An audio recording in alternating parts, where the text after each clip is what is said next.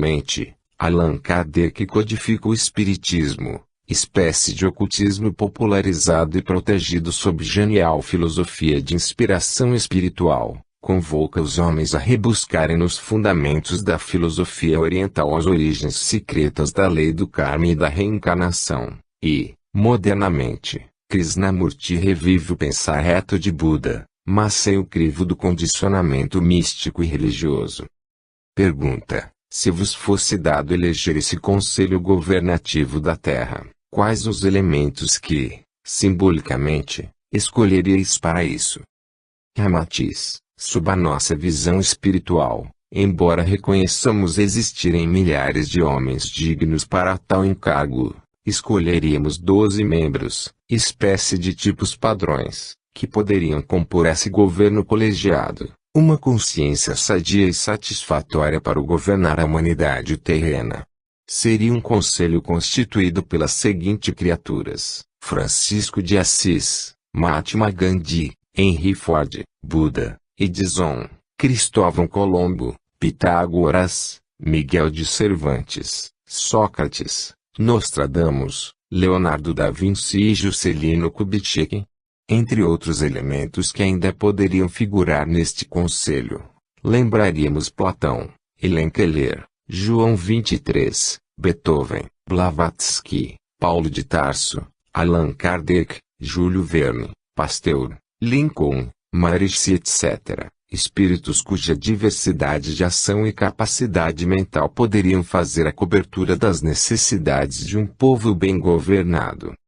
Pergunta: poderias explicar-nos o porquê dessa heterogeneidade de tipos, onde figuram criaturas apolíticas, santificadas, industriais utilitaristas, filósofos, artistas, escritores, profetas e líderes religiosos? Ramatiz: estamos apontando criaturas que possuem determinada qualidade, talento ou experiência em comum na vida, e que possa constituir um centro de atividade ou sensibilidade neste conselho governamental, lembrando os recursos e as qualidades de um cérebro sadio no comando do organismo físico. Assim teríamos uma consciência dotada de todos os recursos e qualidades específicas, para governar com mais eficiência um povo ou nação, onde certos elementos figuram com a função ativa e criadora, outros significam a experiência, o bom senso ou a disposição analisadora. Assim, esse governo colegiado terreno, que configuramos em face de sua existência tão comum em outros planetas superiores, apresentaria mais capacidade para governar, visualizando todas as necessidades da coletividade em qualquer setor de sua manifestação. A pureza do sistema seria alicerçado na renúncia de Francisco de Assis, a tendência belicosa neutralizada pela não-violência de Gandhi, o utilitarismo criador e o bom senso industrial através de Henry Ford, o pensar reto e o poder sádio mental expresso por Buda, o talento inventivo estimulando as realizações progressistas em favor da coletividade sob o comando de Edison, a coragem e o pioneirismo por Cristóvão Colombo, a disciplina e a ascese espiritual do povo sob a inspiração de Pitágoras, Cervantes, o senso crítico apurando os excessos da materialidade de um Sancho e consagrando a candidez e o idealismo de um Dom Quixote, Sócrates o autoconhecimento e a visão superior da vida humana na sua filosofia em comum, Nostradamus traçando rumos proféticos para o futuro, Leonardo da Vinci e o enciclopedismo humano a serviço dessa consciência, e, finalmente, o arrojo criador de um Juscelino, prevendo a vivência sadia das metrópoles do terceiro milênio, onde a cor, o oxigênio e o bom senso das edificações e amplitude das avenidas evitam a poluição do ar e a agglutinação de bactérias mortíferas.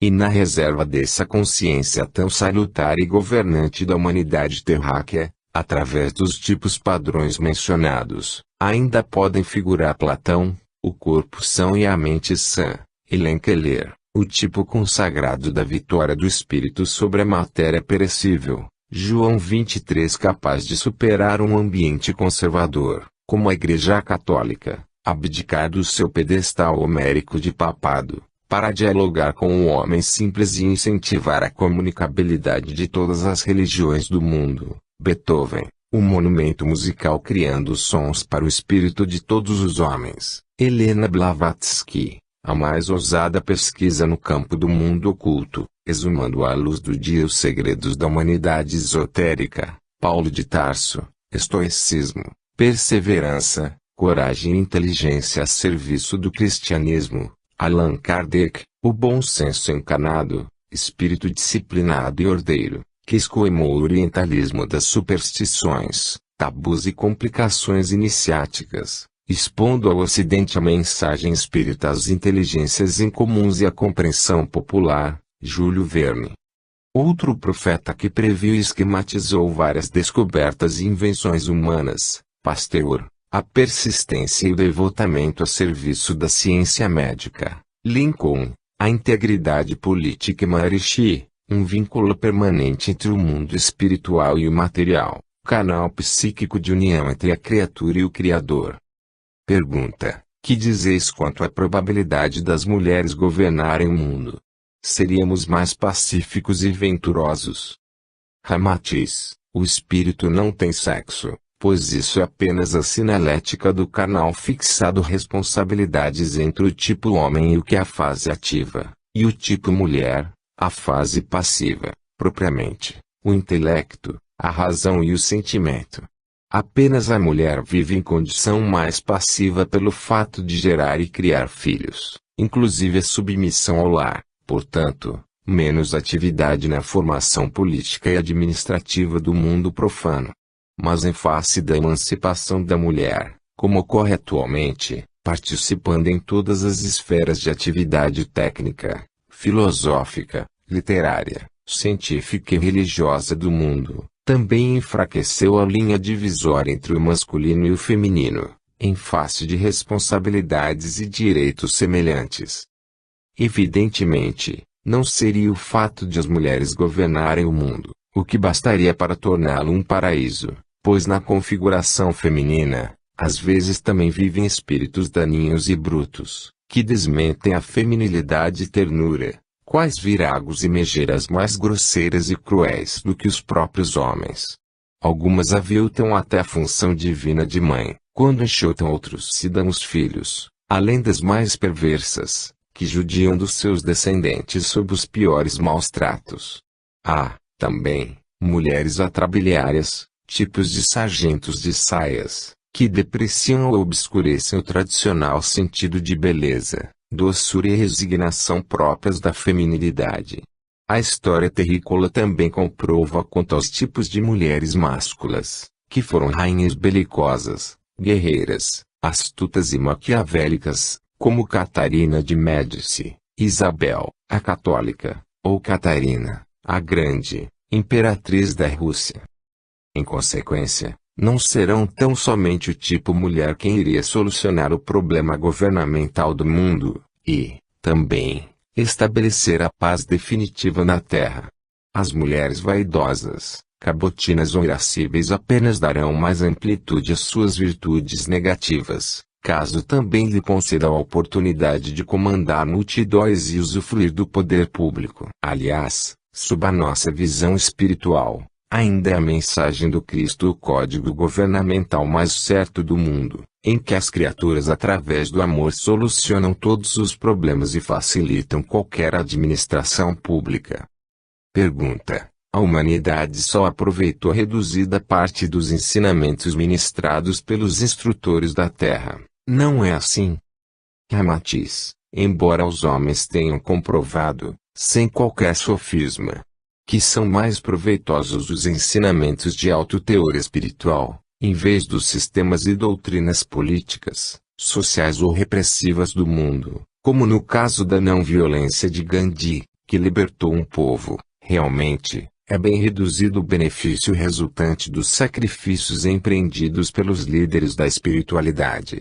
Isso lembre o que acontece com o rádium, precioso minério que exige a trituração de 1 tonelada de peixe-lenda para conseguir-se 1 grama proveitosa.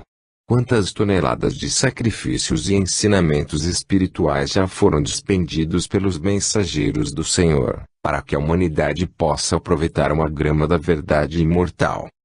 Cada instrutor espiritual representa uma conta atada ao fio interminável do ensinamento divino, compondo o indestrutível colar da autêntica vivência do espírito em liberdade. Mas os povos, ainda escravos das paixões, pouco absorvem desse maná divino revigorante da saúde espiritual, o qual desce do céu na figura dos excelsos intérpretes do esquema aventuroso do universo.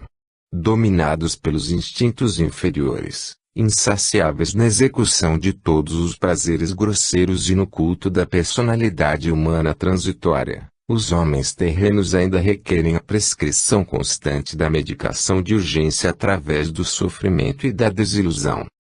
Daí as catástrofes, tragédias e eventos de infelicidade, como a submersão da Atlântida, de Sodoma, Gomorra, Pompeia, Herculano e outras de menores proporções, que marcam os períodos derradeiros do deboche, da revolta e a responsabilidade humana. Deus jamais teria perdido o controle das leis que regulam as atividades e relações sadias entre o espírito e a matéria. Por isso, os instrutores siderais deixam as suas moradias resplandecentes e baixam periodicamente ao mundo físico, a fim de socorrerem o cidadão terrícola e esclarecê-lo de que a dor e o sofrimento são apenas produtos da resistência humana, recursos utilizados para a aventura espiritual do homem. Muitas iniciativas catastróficas de última hora, empreendidas pelo governo espiritual oculto, têm por finalidade benfeitora salvar a tempo certas coletividades, que submergem-se superexcitadas no vórtice das paixões animais e completamente desatinadas, na perigosa atrofia do comando espiritual sobre o instinto inferior. O erotismo, a luxúria, vaidade, perversidade, violência, o ódio e o barbarismo sob medida civilizada destroem todos os ensejos de uma desencarnação controlada. Os terrícolas desencarnam como se fossem lançados de um veículo a centenas de quilômetros horários, aportam ao além de olhos esguezeados, enlouquecidos e completamente enceguecidos, jamais sensíveis a qualquer providência das equipes socorristas do espaço. Então a hecatombe, a tragédia ou desgraça de última hora, ainda consegue contemporizar, suster os impactos agressivos, luxuriosos ou odientos, ante a miséria, a tragédia e o despertamento espiritual para a realidade da vida do espírito. Daí o efeito benéfico e salutar de tantas catástrofes no mundo, onde os mais sentenciosos chamam de castigo de Deus, e nós, despertos para a realidade espiritual, apenas identificamos como providências salvadoras de última hora. Pergunta: porventura, a administração sideral provoca propositadamente as tragédias coletivas de reparações kármicas, como terremotos, inundações, secas, vulcões, desabamentos ou tempestades destruidoras? Ramatiz: a Terra é um planeta geologicamente primário, instável e em processo de aperfeiçoamento. Em consequência, terremotos, inundações, secas, catástrofes, tempestades ou vulcões são fenômenos inerentes à natureza planetária terrícola ainda em consolidação. Ademais, os homens ainda se encarregam de aumentar essa natureza catastrófica e indesejável da Terra, pois arrasam cidades, matas, campos, jardins, silos, pomares e reservas alimentícias, durante as guerras sangrentas e destruidoras. A administração sideral, cujo programa demográfico terrícola é elaborado com milênios e milênios de antecedência, então distribui previamente nas zonas catastróficas os espíritos ainda carentes de corretivos ou providências retificadoras de última hora.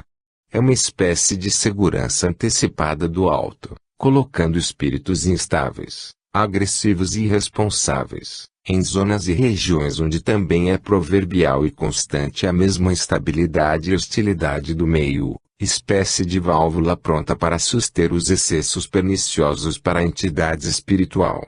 Assim, tais espíritos encarnam-se sobre regiões vulcânicas, faixas de terra sujeitas a terremotos, furacões e secas periódicas, onde se formam aldeias, agrupamentos e cidades, que depois são refreadas na sua população cada vez mais desregradas ou agressivas.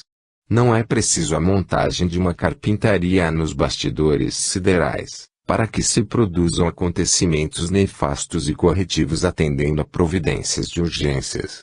A técnica sideral, no seu esquema kármico, onde os espíritos se conjugam às nações e planetas de aperfeiçoamento espiritual, apenas distribui na lei de que os semelhantes atraem os semelhantes, os povos na conformidade de suas necessidades retificadoras, jamais por castigo deliberado.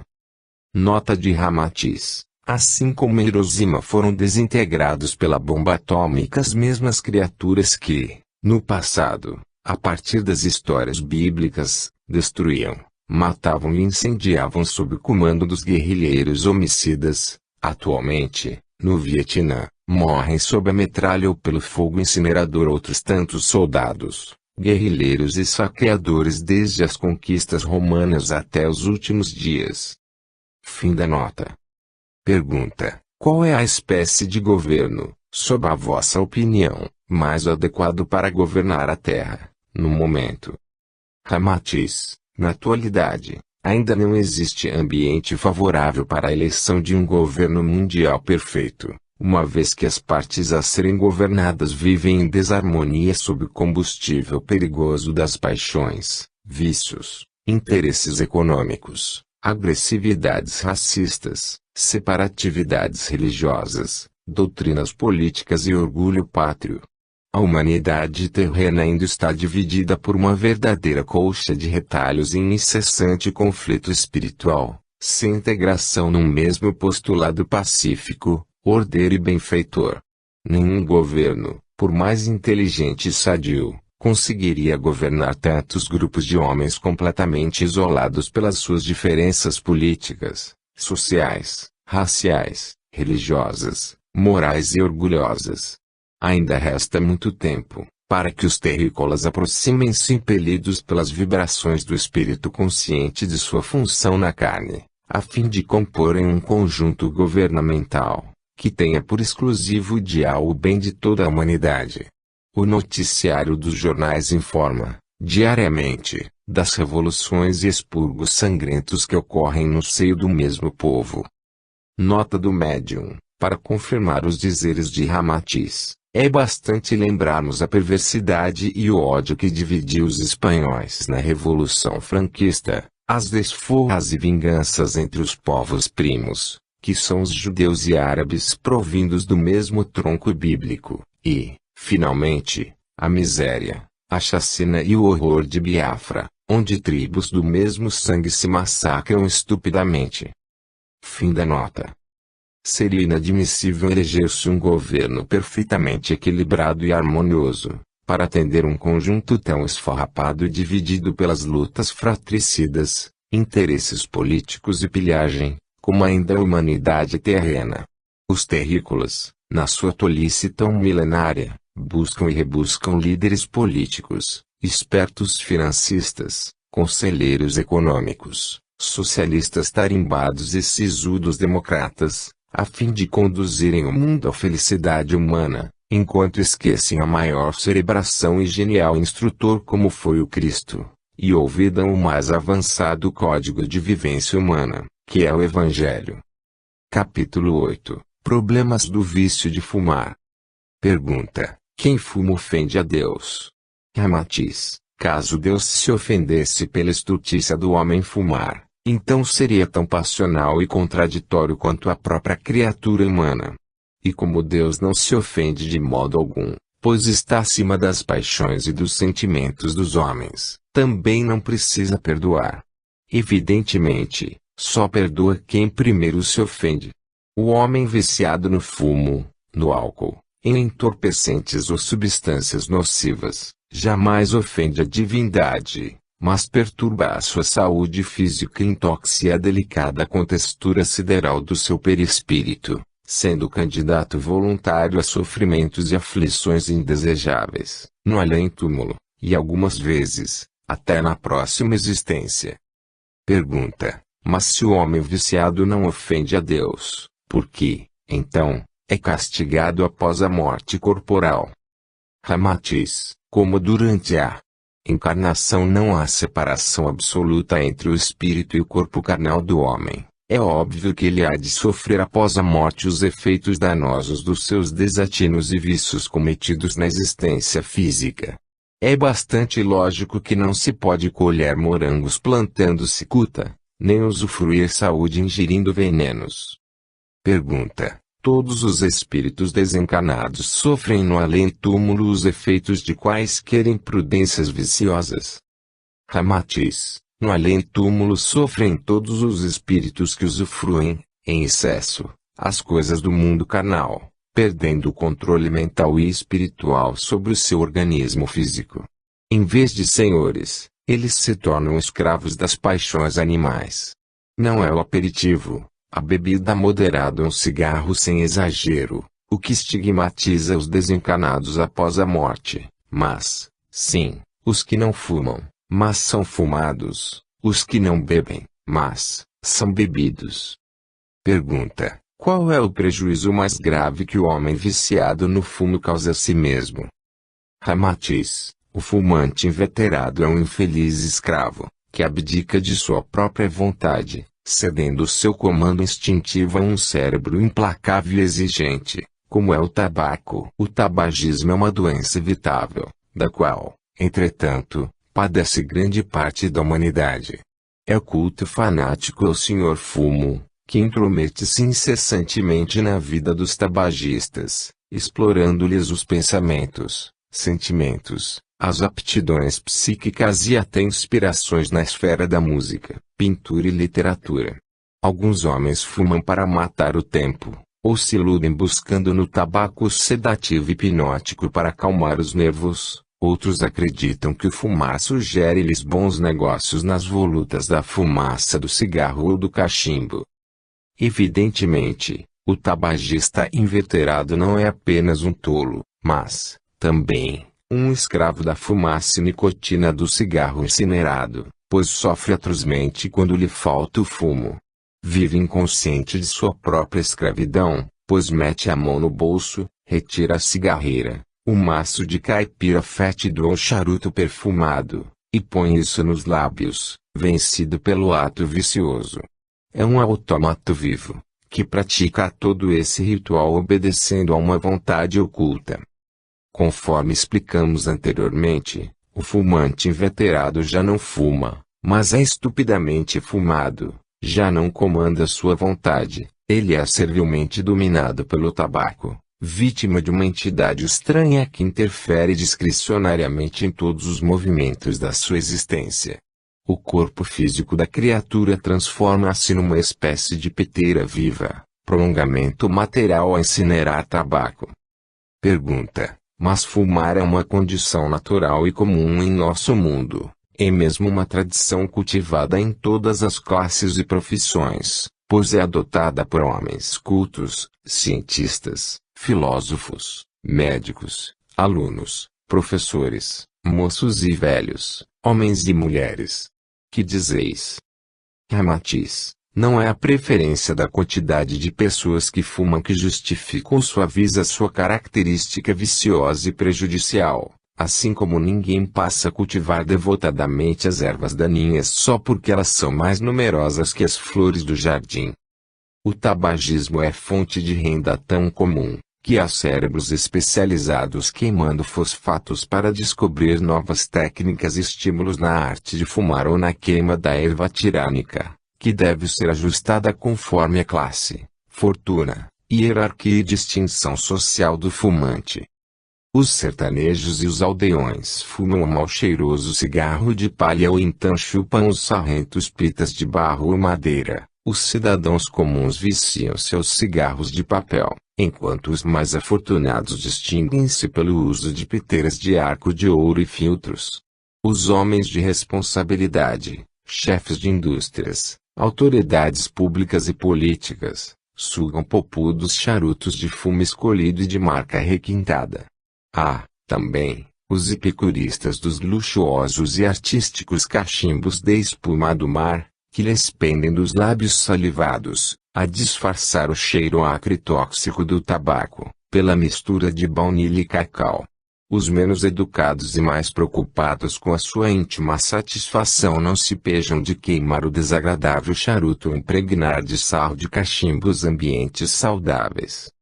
Nota do médium: considerando-se que se pode avaliar o temperamento, os costumes e até as qualidades das pessoas através dos gestos das mãos, do modo de colocarem o chapéu, segurarem um copo ou uma xícara, a maneira esfomeada ou fidalga de se alimentarem, há de ser bastante egoísta, prepotente e grosso na gíria moderna. O indivíduo que penetra numa confeitaria, restaurante familiar, trens e ônibus, a sugar ostensivo charuto ou fétido cachimbo, pouco se importando com aqueles que repugnam o fumo.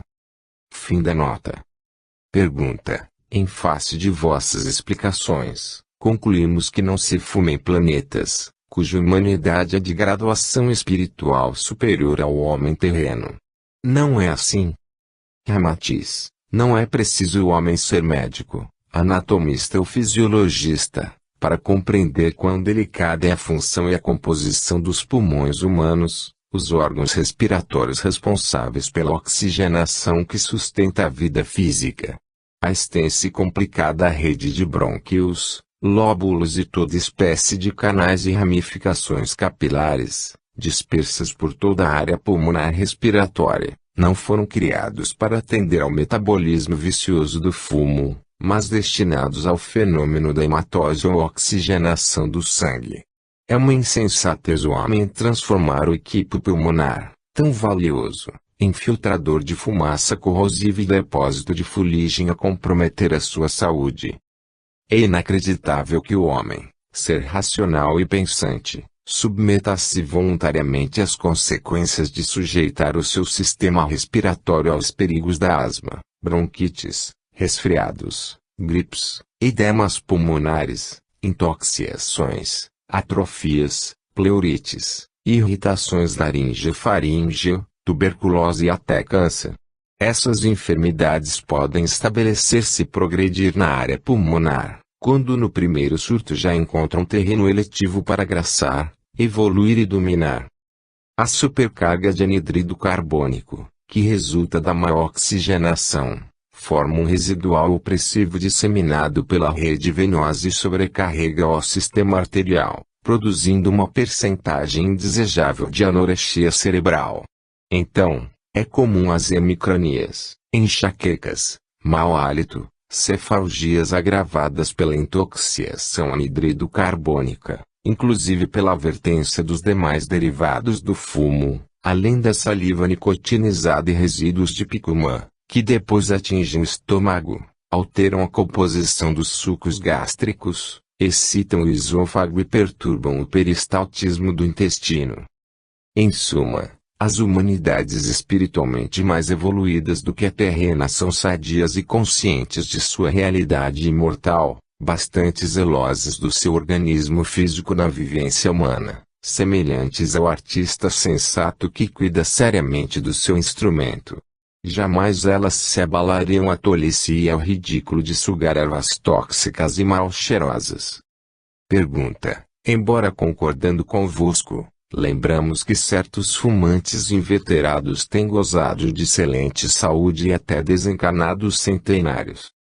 Ramatiz: a diminuta percentagem de tabagistas que têm sobrevivido sem sofrer os efeitos tóxicos do fumo não basta para recomendar o vício que prejudica ou até liquida os homens de uma descendência biológica mais débil. Aliás, é bem maior a percentagem das criaturas vulneráveis à nicotina, como cardíacos congênitos, asmáticos, hipocondríacos, ulcerosos, dispépticos, portadores de má circulação, fragilidade capilar, insuficiência gástrica e outros sintomas mórbidos e que o uso do fumo ainda lhes apressa a marcha para o túmulo. Autópsias recentes e estatísticas médicas provam que o tabagismo, para muitos homens, é um verdadeiro suicídio à prestação. Pergunta: há informes científicos de que o organismo humano mobiliza defesas suficientes para neutralizar os efeitos nocivos do fumo? Que dizeis? Ramatiz, não há dúvida. O corpo físico jamais cede em sua defesa enquanto possui energias e capacidade para neutralizar quaisquer imprudências ofensivas à sua natureza. Mas é insensato que o homem abuse e agrave esse nato poder de resistência do organismo físico, na imprudência e insensatez de inalar venenos tão destruidores como o fumo e o álcool. Os viciados no tabaco deveriam meditar profundamente quanto aos desesperados esforços e dispendiosas energias que o organismo físico mobiliza para sobreviver contra o envenenamento do primeiro cigarro. O fumante neófito, quando tenta sorver o primeiro cigarro, é acometido de suores gelados e vômitos incoercíveis. Baixa-lhe a temperatura e o sistema endocrínico destrambelha-se na produção de hormônios defensivos. O esôfago excita-se, enquanto o fígado atropela-se, o tecido gástrico intoxica-se, afrouxa-se o pílori e surge até o fluxo disentérico. Há casos mais graves, em que o candidato ao tabagismo precisa ser socorrido pelo médico, pois desmaia, atinge o coma nicotínico ou sofre de cegueira acidental. Porém, não se atemoriza, nem se resguarda, malgrado o primeiro choque fisiológico aflitivo e atroz.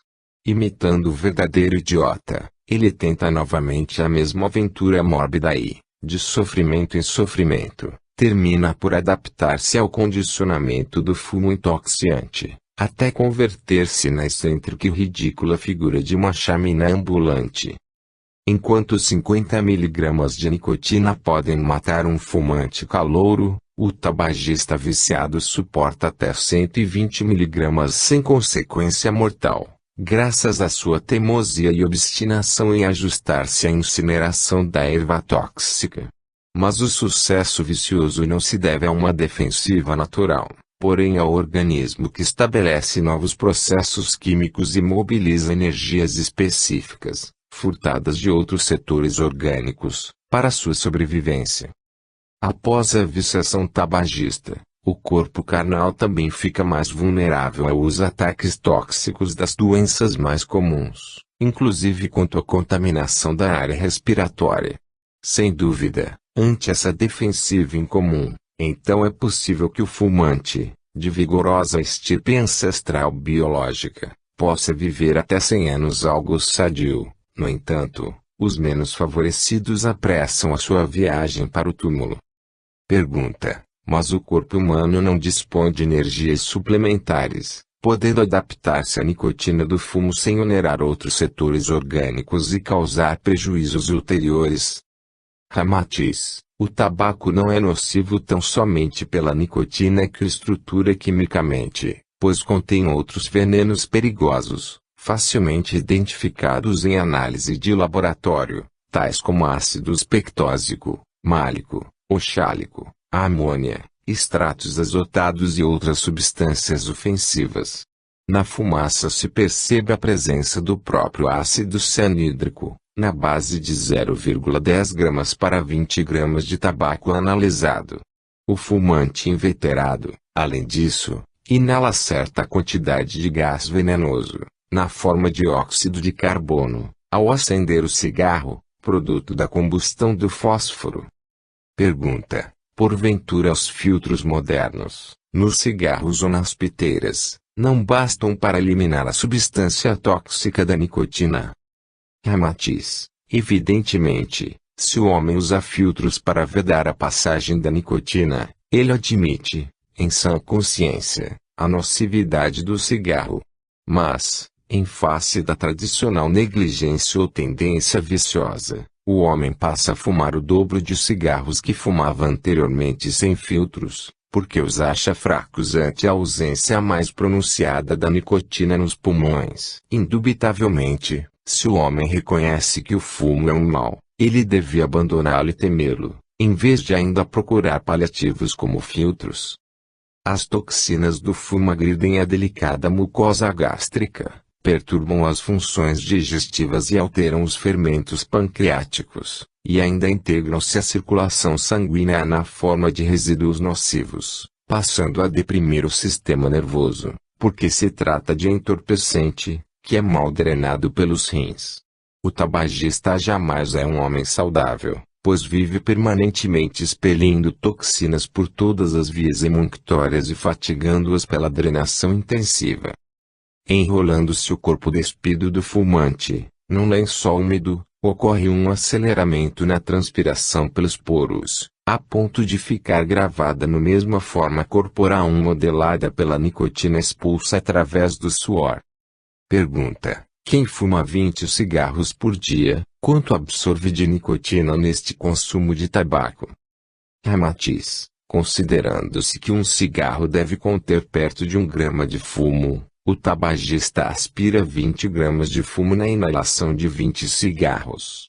Dizem os cientistas que 1 grama de tabaco contém 2,5% de nicotina, do que se conclui que 20 cigarros, ou sejam 20 gramas de fumo, hão de conter 50 miligramas de nicotina. Quem consome uma carteira com 20 cigarros, por dia, absorve de 350 a 400 miligramas de nicotina numa semana. E o fato é de preocupar, pois apenas 5 ou 7 miligramas de nicotina, por via subcutânea endovenosa, matam coelhos e cobaias facilmente, assim como certas aves morrem rapidamente ao aspirarem apenas o vapor da nicotina. Daí o motivo por que o principiante tabagista sofre distúrbios respiratórios, salivação anormal, transtornos hepáticos, tontura, falta de visão e audição, inclusive dor de cabeça, vômitos, fraqueza, cólicas e disenteria, quando fuma o primeiro cigarro. Com o tempo, ele se acostuma ao veneno nicotínico, mas, em geral, ficam os estigmas da asma tabagista, o pigarro incômodo e demais distúrbios nas vias respiratórias que já mencionamos. Ademais, a língua do tabagista pode ficar atrofiada pelos venenos do fumo, que atingem as suas papilas gustativas, constituídas de minúsculos feixes de nervos, com a função de transmitirem para o cérebro a sensação do gosto das substâncias e líquidos em ingestão. Mal o fumante termina as refeições e ingere o costumeiro cafezinho, surge vontade imperiosa de fumar, pois as antitoxinas que se libertam e se apuram, estimuladas pela cafeína, logo exigem o tóxico tradicional para então combatê-lo. Enfim, são forças permanentemente mobilizadas num gasto desnecessário e sob o automatismo vicioso, que se citam até sob os pensamentos incontrolados do fumante inveterado. Pergunta: não será o fumo o recurso subjetivo do próprio espírito do homem, a fim de atenuar a vivência humana tão angustiosa e desconcertante? Ramatiz: se fosse sensata tal ideia, teríamos de explicar por que a humanidade conseguiu viver normalmente, sem precisar de tabaco, até o dia em que Colombo trouxe da América para a Europa, e então, se divulgou tal vício. Os selvagens, como criaturas primitivas e ingênuas, sugavam fumaça pelos canudos de folhas de tabaco num divertimento tolo e infantil, e os civilizados passaram a imitá-los de modo bastante ridículo. O sistema antigênico de incinerar a cerva mal cheirosa teve início depois que Monsenhor Nicot, embaixador francês em Portugal, passou a cultivar o tabaco em sua horta, como se fosse uma planta de excelente benefício para a humanidade. Caso os selvagens tivessem um pouquinho de senso de humor, teriam rido dos civilizados, que passaram a levar a sério o que era simples gozação. E os civilizados, hoje, exploram o vício de fumar, despendendo vultosas somas numa propaganda comercial e sensacionalista. De princípio, só os homens e as mulheres de má reputação é que fumavam às claras, porém, hoje, fumam as criaturas de todas as classes, pois o médico descansa o seu cigarro, enquanto aconselha o cliente a deixar de fumar para recuperar a saúde, ou o sacerdote excomunga todos os vícios do alto do púlpito, embora ele também seja um fumante. Pergunta: cremos que a maioria dos fumantes busca uma distração? Ramatiz: não há dúvida que o tabagista alega que é para se distrair, e com a sua tolice viciosa gasta uma parte de sua economia na aquisição de cigarros. Ante a perspectiva de uma viagem de negócios, turismo ou piquenique, A sua mente, primeiro, se preocupa com o fumo. No caso de esquecimento, voltará do meio do caminho ou se desviará para a cidade mais próxima, a fim de adquirir o tabaco. Dominado pelo desejo vicioso, é capaz de atrasar-se para o almoço ou jantar, e até perder o último ônibus, na aflição de comprar o seu atormentador. O tabagista suja de cinzas as vestes, os tapetes, as toalhas e as roupas de cama, deixando a marca da nicotina pelos lugares onde perambula, corre até o risco de incendiar a própria casa ou escritório, ante o descuido de um fósforo mal apagado, um toco de cigarro aceso sobre o tapete ou na cesta do lixo.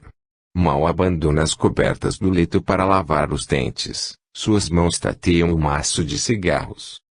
Pergunta: mas que dizer de homens célebres como Lord Byron, o esotérico Bulwer Lytton, o genial Rudyard Kipling, autor do poema Si, Churchill, o responsável pela vitória dos aliados, que além de fumantes inveterados, consideravam o tabaco um prazer indiscutível.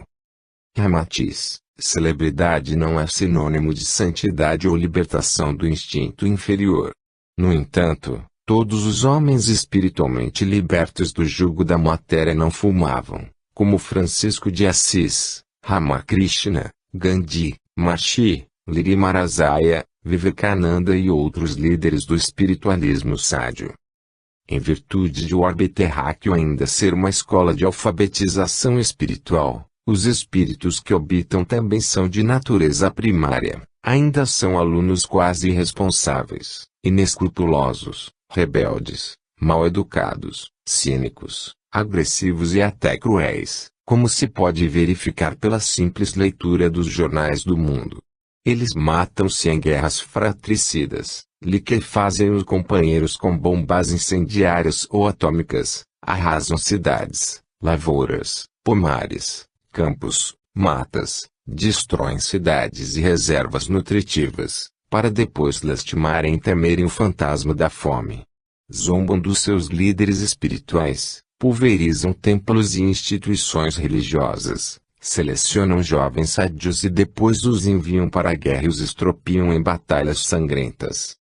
Em consequência, os próprios gênios incomuns, cientistas abalizados e filósofos eruditos que formam a cúpula mais sadia da humanidade terrena, ainda são criaturas inconscientes de sua realidade espiritual. O cientificismo, a cultura ou a habilidade incomuns não os livra de mergulhar nas paixões e nos vícios do mundo, porque sua alma ainda é de graduação espiritual primária. Deslumbram-se, porque esmiuçam o atomismo estrutural dos elementos que compõem a sua moradia física, mas ainda não alcançam o conhecimento de si mesmos. Dominam os fenômenos próprios do cenário terreno onde atuam, mas não conseguem libertar-se, sequer, do tolo vício de fumar.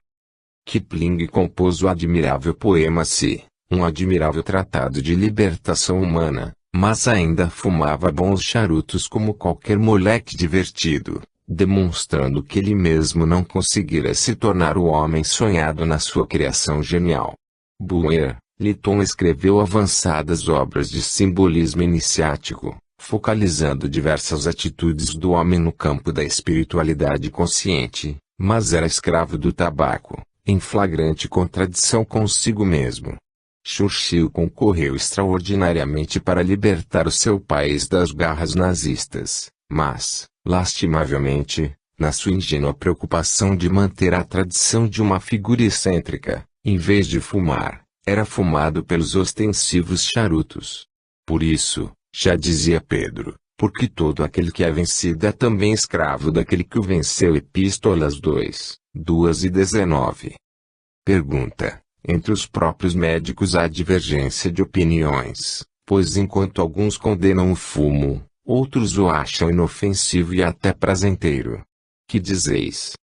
Ramatiz: a confusão ainda é uma condição comum do vosso mundo primário e ela também ocorre entre os próprios cientistas. O homem tateia, vacila e duvida antes de firmar seus princípios científicos, morais e sociais, e paga a sua cota de sacrifício no equívoco que precede a exatidão. Ptolomeu, Em sua época, demonstrou cientificamente que a Terra era o centro do sistema solar. Copérnico, mais tarde, também provou, sob fundamento científico, que o Sol era o centro do sistema e a Terra era quem girava. Mas Tycho Brahe, cientista de renome, combateu novamente a teoria de Copérnico, defendendo a tese ptolomaica. Lavoisier não acreditava que os meteoros caíam do céu. Pasteur foi combatido e ridicularizado antes de glorificado pela ciência médica. Assim se verifica no tocante aos próprios vícios da humanidade. Há quem os defenda por achá-los inofensivos, até comprovar-lhes os malefícios na própria carne. O médico que fuma pode achar inofensivo o tabagismo, enquanto o que ainda não se viciou censura como uma prática perigosa. No entanto, é suficiente o mais singelo exame de laboratório, para se comprovar a natureza agressiva do alcaloide nicotina, que existe profusamente no tabaco. Após certo tempo de tabagismo, podem provir dores de cabeça do monóxido de carbono, irritações dos brônquios, da garganta e dos pulmões, produzidos pela amonialpiridina, nas fossas nasais, devido ao calor da brasa do cigarro. Crestam as mucosas sensíveis das narinas. Há, ainda, os efeitos danosos dos derivados alcatroados do fumo, que formam residual nocivo atacando os pulmões, enegrecendo os dentes e compondo o terreno eletivo para o câncer pulmonar. Pergunta: muitos fumantes consideram que o cigarro acalma os nervos. Ramatiz: os sedativos também acalmam os nervos, principalmente os barbitúricos, mas terminam por causar depressão e mais tarde perturbam o metabolismo do sistema nervoso. O desejo incontrolável do fumante origina-se no corpo perispiritual, cujas emoções do homem centralizam-se na região do plexo solar ou plexo abdominal. Em consequência, os fluidos volatizados do fumo convergem para essa zona perispiritual, após verterem pelo duplo etérico, consolidando-se, ali, o condicionamento que vitaliza o desejo vicioso incessante. Disso origina-se a angústia perispiritual devido ao eflúvio constante do tabaco eterizado, a qual só se acalma com a própria droga, tal qual acontece com o delirium tremens produzido pelo álcool e depois tranquilizado pela ingestão do mesmo. O fumante supõe tranquilizar os nervos, porque a nicotina ao penetrar no sangue produz um efeito hipnótico momentâneo sobre o nervo simpático. Lastimavelmente, os efeitos degradantes do vício requerem a providência da própria substância que o gera, assim como o veneno da cobra cura a mordida da mesma. Em consequência, o fumante inveterado, depois que desencarna ainda continua a sentir no plexo abdominal do perispírito as angústias tabagistas do vício cultivado na carne, exigindo o cigarro para se acalmar, coisa impossível de ser satisfeita no além-túmulo, pela ausência de qualquer tabacaria. Pergunta: que dizeis das mulheres que fumam? Muitas delas acham que o fumo faz emagrecer e que as livra das drogas químicas perigosas. Ramatiz: é um equívoco das mulheres pretenderem emagrecer à custa do fumo, quando isso deve ser obtido através de dietas convenientes ao seu tipo, sob a orientação de hábil nutrólogo. O tóxico do tabaco deprime fortemente certas pessoas debilitadas e exige a incessante mobilização de energias contra o seu impacto agressivo, resultando uma redução de peso do organismo físico por debilidade energética, e não devido ao tabagismo, que nada tem de terapêutico. Em geral, os fumantes inveterados engordam assim que deixam de fumar porque isso resulta do acúmulo de antitoxinas, que anteriormente foram mobilizadas no organismo para a defensiva contra a nicotina. Mas, paulatinamente, essas substâncias vão desaparecendo desmobilizadas pela ausência do tabaco tóxico, e o ex-fumante não tarda a retornar à antiga forma física. Pergunta: as mulheres que fumam são mais prejudicadas do que os homens? Ramatiz: a nicotina contrai os vasos sanguíneos e retarda o afluxo de sangue aos centros e camadas cerebrais superiores situados externamente no córtex cerebral. Por isso, Alguns tabagistas sofrem de certa amnésia parcial e insensibilidade nas extremidades dos dedos, provocadas pela exiguidade da circulação capilar. As doenças do coração, mais raras entre as mulheres, são mais frequentes entre os homens tabagistas, multiplicando-se os infartos à medida que a humanidade fuma. A nicotina reduz o calibre das veias coronárias e produz a falsa angina, cada vez mais comum entre os fumantes inveterados. O fumante inveterado apressa a constrição das veias coronárias, devido à incessante presença da nicotina atuando nos vasos sanguíneos de modo anômalo. Conforme o velho preceito de que a função faz o órgão, a delicada rede das coronárias, que irriga e alimenta o coração, também acaba vítima da estenose crônica provocada pela nicotina, transformando um homem sádio e ainda moço, num ótimo cliente dos médicos cardiologistas.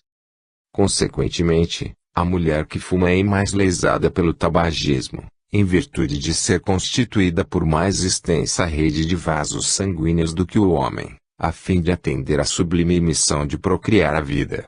Através dos períodos catamênicos, verifica-se que a mulher precisa descarregar o residual químico tóxico sanguíneo, que se acumula naturalmente por não ser usado na procriação, a nicotina, a amônia, os ácidos oxálico, tânico, nítrico e o óxido de carbono, que se produzem na queima do tabaco, são mais nocivos ao metabolismo feminino, porque agravam a necessária exoneração da carga menstrual tóxica e irritam o sistema nervoso. Ademais, a mulher que fuma envelhece prematuramente, porque a constrição sanguínea provocada pela nicotina rouba o rosado da pele e reduz a irrigação circulatória das faces.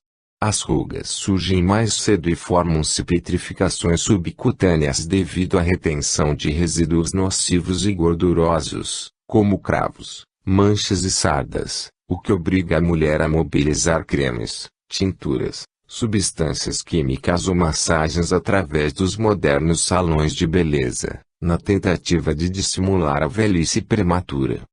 Pergunta: o fato de a mulher fumar também pode influir na procriação dos filhos? Ramatiz: é de senso comum que não há regra sem exceção, por cujo motivo se existem homens tabagistas que vivem saudavelmente até 100 anos. Há mulheres que resistem satisfatoriamente ao vício nocivo do fumo sem alteração na saúde.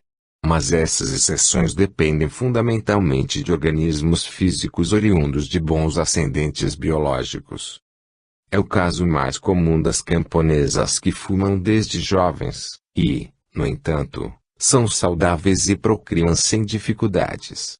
Mas em tais casos a natureza possui recursos de reserva para mobilização de defesas, pois se trata de vida simples, instintiva e sadia nos campos pródigos de oxigênio puro, sem as combustões nocivas da atmosfera das cidades poluídas por toda sorte de emanações químicas e epidêmicas das aglomerações. Mas a moça situada no turbilhão dos resíduos impuros das populações citadinas, cuja alimentação mais artificializada e impura exige ainda os recursos de uma farmacologia violenta e tóxica, não pode assemelhar-se ao tipo de resistência que a camponesa, bem nutrida e vitalizada pelo ar puro, oferece contra o fumo. As mulheres tabagistas tendem a gestar menor quantidade de filhos e algumas são estéreis, enquanto o uso do fumo durante a gravidez acentua as náuseas, vômitos, salivação excessiva, ataques nervosos, perturbações digestivas e hepáticas, além das cefaleias periódicas.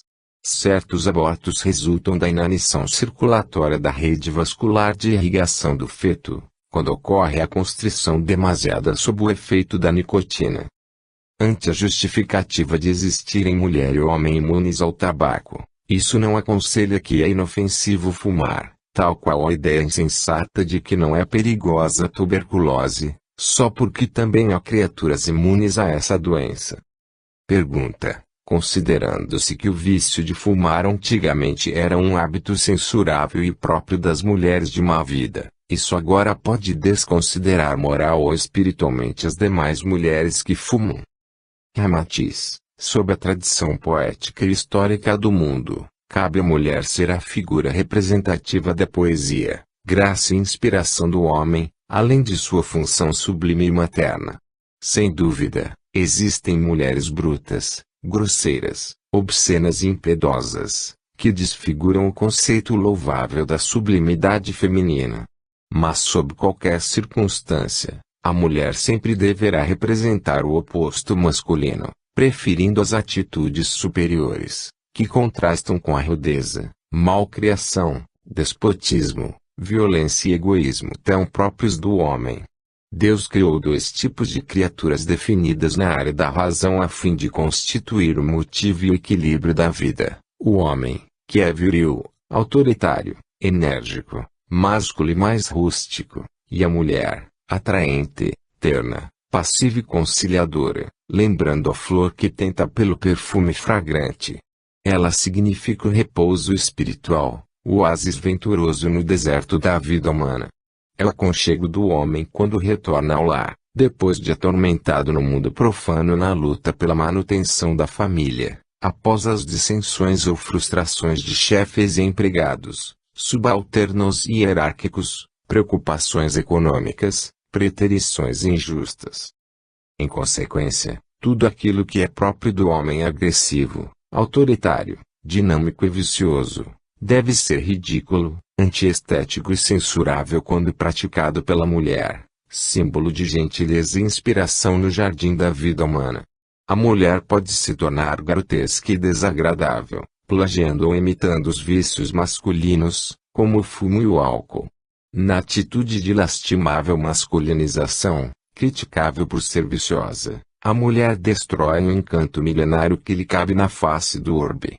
Embora exija o mesmo tratamento na vivência humana, e igualdade aos direitos do homem e podendo participar das instituições políticas, científicas e laboriosas do mundo, deve manter a ternura, cortês e a feminilidade inspiradora, tradicional. A mulher que fuma ou bebe inveteradamente, embora não chegue a alterar os seus sentimentos inatos de meiguice, resignação, tolerância e afeto, ela macaqueia algo dos vícios e da rudeza do homem. Pergunta: o câncer será uma consequência do vício de fumar? Ramatiz: tudo depende da vulnerabilidade ancestral biológica do homem, pois a criatura de pulmões fracos é tão eletiva à pneumonia, pleuresia, atrofia, asma, enfisema, como a tuberculose e o câncer pulmonar. Em tal caso, qualquer manifestação mórbida tende a convergir para essa região já debilitada por força da hereditariedade. O fumante inveterado e portador de pulmões deficientes, contribui imprudentemente para agravar mais cedo a sua saúde. É, consequentemente, um candidato em potencial para o câncer nessa região pulmonar mais vulnerável. O fumo não é a causa exclusiva do aparecimento do câncer pulmonar, mas produz o terreno favorável à manifestação cancerígena, porque as substâncias alcatroadas e próprias do fumo atacam principalmente os pulmões por onde penetram agressivamente. Então é mais frequente essa doença entre os tabagistas, os quais também oferecem mais probabilidades de ruína no tecido pulmonar pela infiltração nociva do tabaco. Atualmente, já se verifica que a maioria das mulheres cancerosas de pulmão fumam desbragadamente.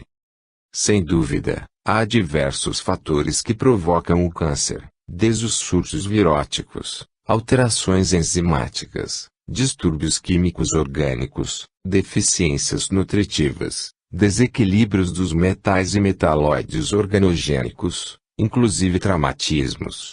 Mas o abuso do fumo ou do álcool, aliado ao uso de substâncias químicas corrosivas e tóxicas na alimentação humana, contribuem gravemente para esgotar as defesas vitais do organismo e tornar eletivo o clima para o câncer. É o caso dos animais selvagens, que não são sujeitos ao câncer, em face de sua vivência sadia e equilíbrio no seu metabolismo fisiológico, enquanto os animais domesticados podem se tornar cancerosos ao serem violentados pelos hábitos viciosos da alimentação do homem. O açúcar e o sal químico são os maiores responsáveis pelas enfermidades nutritivas, gástricas, hepáticas, pancreáticas e renais, que debilitam e alteram as defesas do animal domesticado à sombra do homem incoerente e ignorante das leis saudáveis da alimentação. Assim, o câncer não é propriamente originário de uma só fonte mórbida,